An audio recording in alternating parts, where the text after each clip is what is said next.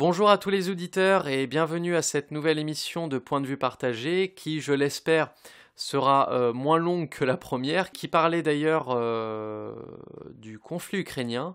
Donc je vous invite vraiment à l'écouter parce que je l'avais faite avant l'intervention russe en Ukraine et cette vidéo s'intitulait Le nouvel ordre mondial à l'épreuve de la géopolitique. Donc je pense qu'elle est suffisamment intéressante pour qu'elle soit écoutée.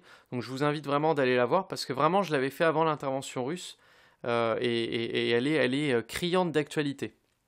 Alors aujourd'hui, justement, on va parler d'effondrement. Pour faire la part belle avec l'actualité, à l'heure où on parle de fin de l'abondance, de fin de la souciance, de crise énergétique majeure cet hiver, on va parler d'effondrement, mais pas n'importe lequel des effondrements. On va parler d'un effondrement qui donne de l'espoir, qui va donner de l'espoir à tous ceux qui ont perdu espoir dans la lutte, qui pensent que nous avons forcément perdu face au grand capital et face au nouvel ordre mondial anglo-saxon. Je vais leur montrer dans cette vidéo que non, nous n'avons pas perdu, puisque de toute manière, ils ont perdu. Je vais expliquer pourquoi dans cette vidéo. Il s'avère que récemment, j'ai ouvert le livre Homo sapiens d'un certain penseur israélien et transhumaniste très dangereux, mais dont la pensée est parfois intéressante et amène vraiment à réflexion, qui s'appelle Yuval Noah Harari, je vais y arriver.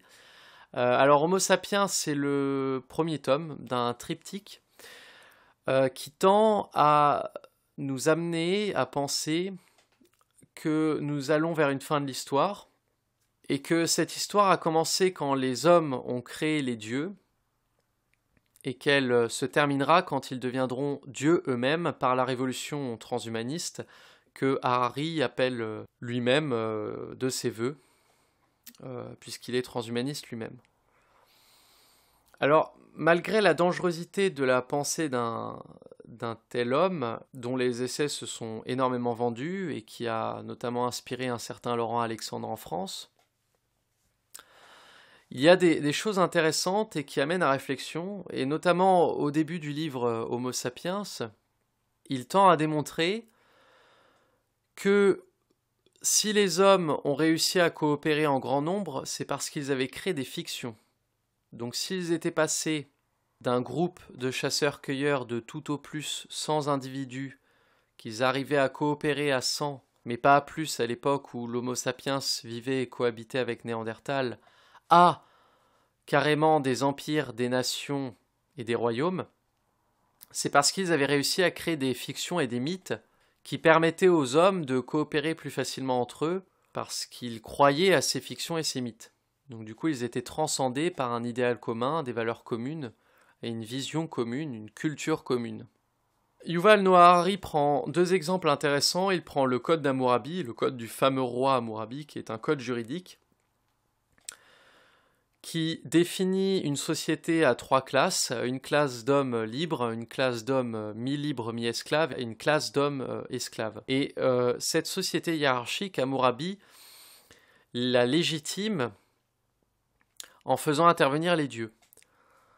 Et c'est comme ça qu'il a réussi à soumettre les hommes à son code et à faire pérenniser une telle société. C'est par la fiction que, effectivement, des dieux l'avaient eux-mêmes décrété, les dieux auxquels les hommes croyaient. Yuval Noah Harari prend un deuxième exemple, qui est la déclaration d'indépendance des États-Unis d'Amérique en 1776, qui prend le contre-pied du code d'Hammurabi, parce que cette déclaration décrète au contraire que les hommes naissent égaux en droit.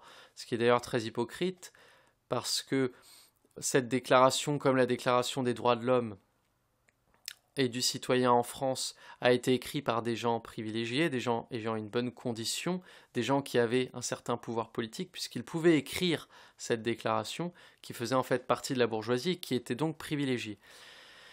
Cette déclaration qui apprenait l'égalité n'a pas empêché les inégalités, bien au contraire, puisque la bourgeoisie a prospéré sur l'aliénation et le pouvoir qu'elle a sur le prolétariat, et donc l'égalité devant la loi n'empêche pas les inégalités sociales.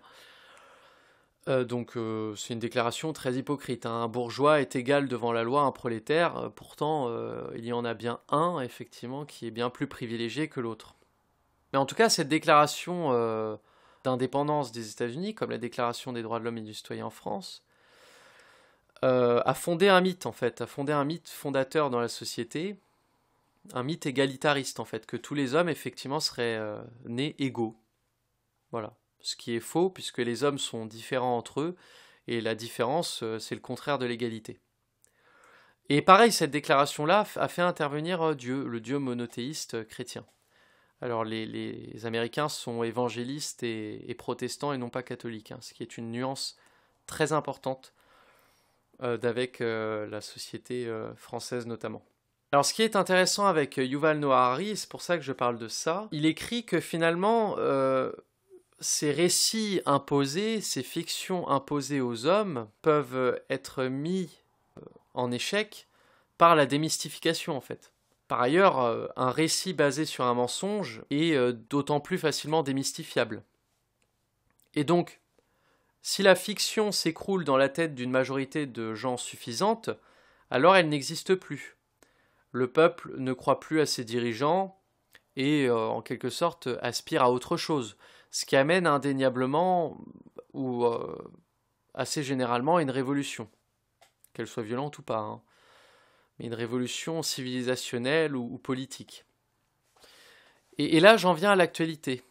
Si le peuple, dans son ensemble, dans sa majorité, comprend qu'il s'est fait berner sur tout un tas de sujets, qu'on lui a menti, il va démystifier finalement le récit imposé par la classe politico-médiatique, par l'oligarchie. Il va démystifier le récit qui lui est imposé dans les médias. Et alors, il y aura deux possibilités à cela, soit la révolution, soit la désobéissance. Ça, théoriquement, bien entendu, il y a des biais, car individuellement, la coercition est si importante qu'il est parfois difficile de résister à un ordre établi, même si on l'a démystifié. Mais par exemple, si admettons cet hiver, il y a une crise énergétique majeure et qu'on fait croire à un citoyen que c'est de la faute à Poutine, mais que ce citoyen découvre que ce n'est pas de la faute à Poutine, mais que c'est parce que le capitalisme est en crise, car mis en jachère depuis le Covid, et parce que son gouvernement a fait des choix politiques qui a amené à une telle catastrophe, alors quand une police de l'énergie va venir frapper à sa porte pour lui imposer de ne pas trop chauffer sa maison, il aura beaucoup plus de chances de désobéir et de leur dire « je vous emmerde ». Donc la réinformation, la contre-information qui démystifie les récits imposés, elle est très dangereuse en fait pour le pouvoir. C'est d'ailleurs pour ça qu'il y a autant de censure. Et finalement c'est ce que montre Harari dans son bouquin. Le pouvoir de la démystification. En plus de ça, soyons honnêtes, le mondialisme est une utopie. Car il est impossible d'établir un gouvernement mondial quand plus de la moitié de la planète et une flopée de nations n'en veut pas. On le voit bien avec la guerre ukrainienne, que l'Occident mondialiste est très isolé, et qu'énormément de nations ne veulent pas adhérer à ce projet libéral totalitaire du nouvel ordre mondial anglo-saxon. En plus, le capitalisme est structurellement voué à disparaître par la baisse tendancielle du taux de profit et la dérive de l'accumulation, qui est contradictoire avec le fait que nous sommes sur une terre dont les ressources sont finies, et donc que cette croissance infinie va droit dans le mur, finalement. Et c'est ce qu'a montré Marx, en fait, dans Le Capital, en disant que le capitalisme allait finir indéniablement par s'effondrer et déboucher sur des crises, car il allait se confronter au réel, en fait, que les profits allaient forcément tendanciellement baisser au fur et à mesure, que cette croissance infinie dans un monde fini n'était pas possible, en fait. Voilà. Alors maintenant, si on prend un peu de hauteur et du recul sur l'histoire, sur les 2-3 siècles qui nous ont précédés, on se rend compte du non-sens de l'évolution de l'économie en Occident. Avant la Révolution française, avant 1789, donc je parle sous l'Ancien Régime, à l'époque et à l'époque médiévale notamment, les économies étaient naturelles en France. Hein. Elles étaient basées sur l'agriculture et sur la propriété foncière, en fait, finalement sur la paysannerie et sur les propriétaires féodaux nobles. Avec la Révolution française, la bourgeoisie va incorporer finalement un capitalisme industriel à la France. Capitalisme industriel, c'est une classe bourgeoise qui se sert d'une force productive du travail, un capital en fait, travail dans lequel elle a investi pour extorquer la plus-value et se faire le plus de bénéfices possible. Et ce, au détriment des hommes, aliénés donc par l'impératif de production et ce dont appelle Marx en fait le fétichisme de la marchandise. Ce capitalisme industriel, qui est bien réel en tout cas, qui repose sur une vraie force productive du travail, avec des chaînes de production industrielle et donc la production de biens qui assouvissent les besoins des hommes, va être supplanté dans l'histoire par le capitalisme financier, par la finance, qui va voir apparaître des actionnaires, qui sont des hommes qui s'échangent sur des marchés, des parts d'entreprises, entreprises qu'ils n'ont pas créées, dont ils ne sont pas patrons, mais sur lesquelles ils ont un pouvoir d'influence certain et par lesquels ils arrivent à engranger des bénéfices énormes, notamment par l'intermédiaire des dividendes versés. Mais ce capitalisme financier lui-même va évoluer et va muter dans l'histoire et va donner un capitalisme financier qui, lui, là pour le coup, est complètement déconnecté du monde de l'entreprise. C'est avec les marchés secondaires, donc l'échange de produits secondaires. Autant de choses complètement virtuelles considérées comme des marchandises et qui permettent d'enrichir des hommes qui n'ont plus aucun rapport avec le monde de l'entreprise, mais un pouvoir d'influence certain sur le monde du travail, qui peut mettre en faillite des entreprises et plein de gens au chômage. Ce capitalisme financier-là, qui est complètement déconnecté de l'économie réelle, de l'économie tangible, celle qui produit réellement de la richesse, va lui-même évoluer en fait, et muter, et c'est ce qu'on voit actuellement, en un capitalisme financier complètement robotisé, avec l'apparition de progrès technologiques comme l'intelligence artificielle et la blockchain. Cette finance, dirigée par l'intelligence artificielle, en plus d'être virtualisée, est complètement robotisée. Car ce n'est plus Larry Fink, le PDG de BlackRock, qui anticipe par ses talents les cours de la bourse, mais son système d'intelligence artificielle Aladdin. Donc les marchés à terme seront dirigés par des robots. La blockchain dans les systèmes de crypto-monnaie permet de miner des transactions financières certes, mais elle sera sûrement sans doute utilisée pour la création d'un euro numérique. Et donc pour contrôler toutes nos transactions financières à nous. Donc on est passé finalement d'une économie naturelle à une économie réelle. De cette économie réelle, on est passé à une économie virtuelle qui a tellement muté qu'aujourd'hui elle est complètement déshumanisée. Est-ce que vous pensez que ce type d'économie est tenable ? Parce que c'est un non-sens, qui ne peut d'ailleurs que créer des crises. On le voit avec la crise de 1929, la bourse de Wall Street. La crise de 2008 en est un exemple énorme, qui a abouti d'ailleurs à la crise de la dette et à la crise du Covid, le Covid en fait étant juste un prétexte pour cacher la crise économico-financière qu'on est en train actuellement de vivre. Dans les années 90, à la fin des années 90, si ma mémoire est bonne, les élites occidentales ont cru bon de devoir faire entrer la Chine dans l'Organisation mondiale du commerce, l'OMC. Dans leurs calculs, ils se sont dit, on fait rentrer la Chine dans l'OMC, comme ça la Chine va produire pour le monde. Et dans cette espèce de village global, tel que voyaient la planète nos chers mondialistes, cette espèce d'économie libéralisée, cette espèce de monde libéralisé, cette espèce de mondialisation, eh bien la Chine allait effectivement produire pour tout le monde. Et ces élites se sont dit, très bien, la Chine va produire pour tout le monde, du coup, on va pouvoir extorquer la plus-value et permettre à l'Europe d'être désindustrialisée pour remplacer son économie, son ancienne économie industrielle, par une économie de services et tertiarisée. Et donc ces élites se sont dit, on va pouvoir extorquer effectivement la plus-value sur la production chinoise, quoi. Et donc on s'est retrouvé effectivement à importer des produits venus de Chine pendant que la France et l'Europe étaient tertiarisées, s'étaient transformées en économie de services de plus en plus. C'est les fameux Made in China, Made in Vietnam, Indonésia, etc.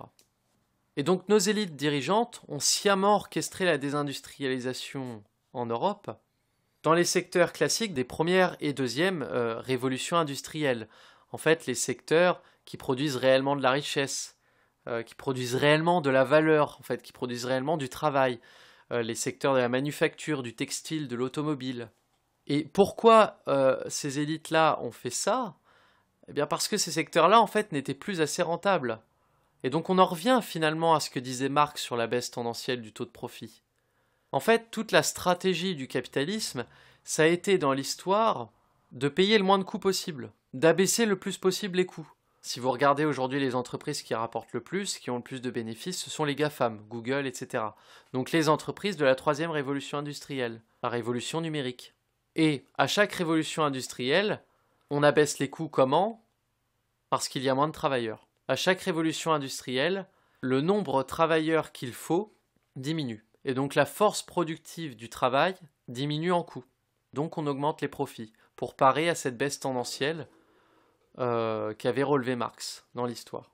Et donc aujourd'hui, les élites globalistes en sont arrivées à dire à Davos, sous l'écriture de Klaus Schwab, qu'il fallait passer à une quatrième révolution industrielle, et par cette quatrième révolution industrielle, réinitialiser l'économie capitaliste, c'est-à-dire détruire, désindustrialiser l'ancienne économie qui ne rapporte plus, pour la supplanter par une nouvelle industrie, une industrie du numérique et de services, que Klaus Schwab appelle donc la quatrième révolution industrielle. Et Klaus Schwab, d'ailleurs, cite en exemple des entreprises, dans son livre éponyme, comme Uber, TaskRabbit, Care ou Amazon. Mais Uber, effectivement, ne possède absolument pas les voitures qu'utilisent ces soi-disant travailleurs dits indépendants alors qu'ils ne le sont pas. En effet, ces voitures-là, les travailleurs les payent à leurs frais. Care ne permet pas la construction d'hôpitaux, de cliniques. C'est une plateforme qui permet juste des téléconsultations médicales. Et donc qui prend des commissions sur des consultations médicales qui étaient avant le fait du rapport seul entre un médecin et un patient, et non pas entre un médecin, un patient et une personne tiers, une personne morale, une entreprise, qui viendrait prendre des commissions sur des consultations. Amazon ne produit pas sa table, Amazon ne produit pas ses livres, Amazon ne produit pas sa guitare ou sa batterie, Amazon les vend simplement. Elle se fiche de qui les a produits, elle se prend des commissions dessus. Et elle les mange, les producteurs. Mais une économie de ce type, une économie de services complètement numérisée, qui ne produit rien en fait, qui vend juste, et qui engrange les profits sur des commissions perçues. Mais cette économie-là, est-ce que vous pensez qu'elle est tenable? Parce qu'elle ne produit plus rien, cette économie. C'est une économie de services purs, avec des plateformes numériques. Surtout si en plus derrière, l'économie, au sens classique, celle qui produit réellement, l'économie réelle, l'économie des vieilles industries, est détruite par les élites. Je vais vous donner un exemple si vous n'êtes toujours pas convaincu. Dans la quatrième révolution industrielle, il est question aussi d'une révolution énergétique, avec le passage du nucléaire cher qui ne rapporte plus rien, aux éoliennes et au solaire, marché émergent qui, lui, rapporte énormément, parce que c'est un marché émergent. Imaginez une économie dont l'énergie dont elle a besoin ne tourne qu'à l'éolienne. L'éolienne tourne, c'est le cas de le dire, que par intermittence, que lorsqu'il y a du vent. Imaginez le nombre de coupures de courant. Quel effet ça va avoir sur des entreprises quand, à 13 heures, il y aura coupure de courant parce que les éoliennes à proximité ne tourneront plus? Est-ce que vous pensez que cette économie-là aussi est tenable? Donc le mondialisme est une utopie, et le capitalisme, dans son évolution, est voué à l'échec. Bon, cette vidéo, elle a été faite vraiment pour donner de l'espoir, parce que vous avez vu, rien n'est tenable finalement dans leur projet.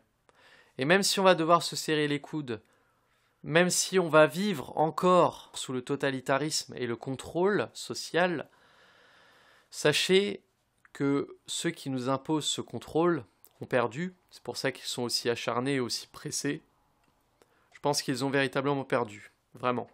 Donc, ayons un peu d'espoir, continuons la lutte, ne lâchons rien, et on y arrivera. Je vous remercie.